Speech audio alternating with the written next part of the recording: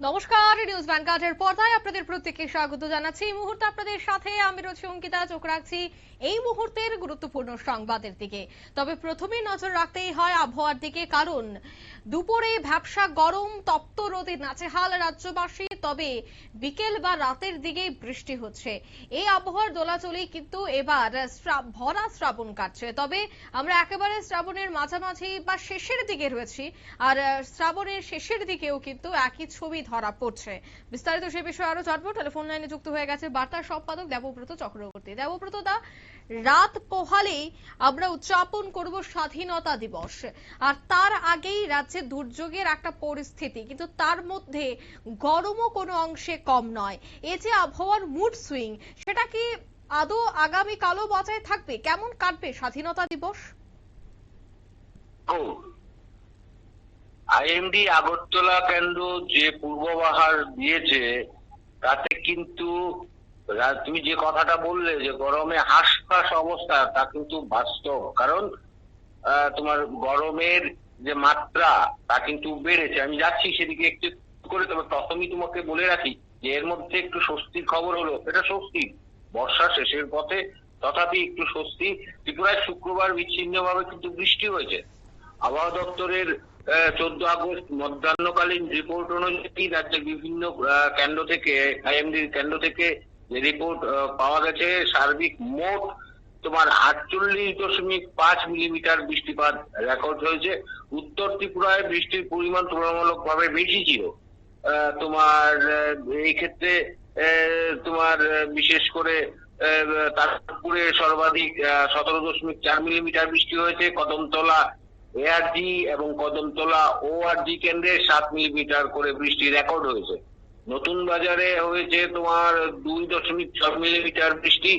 গোমতী জেলাতেও কয়েকটি এলাকায় বৃষ্টি হয়েছে। মহারানীতে 4.6 মিলিমিটার, অমরপুরে 3.3 মিলিমিটার এবং করবুকে 2.2 মিলিমিটার বৃষ্টি রেকর্ড হয়েছে। দক্ষিণ ত্রিপুরার সাবরুমে 1.4 মিলিমিটার বৃষ্টি হয়েছে। পশ্চিম ত্রিপুরার এডিনগর তোমার 0.5 মিলিমিটার বৃষ্টি হয়েছে। সিপাহীজলা জেলার সোনামুড়া কেন্দ্রে 1 মিলিমিটার বৃষ্টি রেকর্ড হয়েছে। তোমার খোয়াইয়ের ঘিলাতলিতে হয়েছে 0.5 মিলিমিটার। এদিকে শুক্রবার রাজ্যে সর্বোচ্চ এ পর্যন্ত তাপমাত্রা ছিল 33.6 ডিগ্রি সেলসিয়াস। সর্বনিম্ন তাপমাত্রা এ পর্যন্ত 25.8 ডিগ্রি সেলসিয়াস। সর্বোচ্চ এবং তাপমাত্রায় তোমার কৈলা শহরে রেকর্ড করা হয়েছে। সর্বোচ্চ তাপমাত্রা স্বাভাবিকের তুলনায় 0.8 ডিগ্রি বেশি ছিল। এই ফারাকটা কিন্তু বেশ, 0.8 ডিগ্রি বেশি।